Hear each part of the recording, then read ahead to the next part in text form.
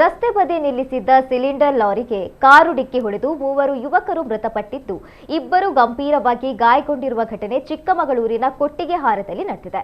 30 ವರ್ಷದ ಮೋಹನ್, 28 ವರ್ಷದ ಗುರುಕಿರಣ್ ಮತ್ತು ಜ್ಞಾನೇಶ್ ಮೃತಪಟ್ಟಿದ್ದು, ಪ್ರೇಮ್ ಕುಮಾರ್ ಮತ್ತು ಹೃತಿಕ್ ಗಾಯಗೊಂಡಿದ್ದಾರೆ. ಪೆಟ್ರೋಲ್ ಬಂಕ್ ಮುಂಭಾಗ ರಸ್ತೆ ಬದಿಯಲ್ಲಿ ನಿಲ್ಲಿಸಲಾಗಿದ್ದ ಲಾರಿಗೆ ಕಾರು ಡಿಕ್ಕಿ ಹೊಡೆದು ಈ ದುರಂತ ಸಂಭವಿಸಿದ್ದು, ಗಾಯಾಳುಗಳನ್ನು ಹಾಸನದ ಸರ್ಕಾರಿ ಆಸ್ಪತ್ರೆಗೆ ದಾಖಲಿಸಲಾಗಿದೆ. 5 ಸ್ನೇಹಿತರು ತುಮಕೂರಿನಿಂದ ಧರ್ಮಸ್ಥಳಕ್ಕೆ ತೆರಳುತ್ತಿದ್ದಾಗ ಈ ದುರಂತ ಸಂಭವಿಸಿದೆ.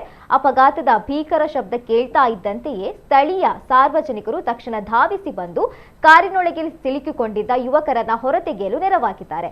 ಸದ್ಯ ಪೊಲೀಸರು ಈ ಬಗ್ಗೆ ಪ್ರಕರಣ ದಾಖಲಿಸಿಕೊಂಡು ತನಿಖೆ ಮುಂದುವರಿಸಿದ್ದಾರೆ.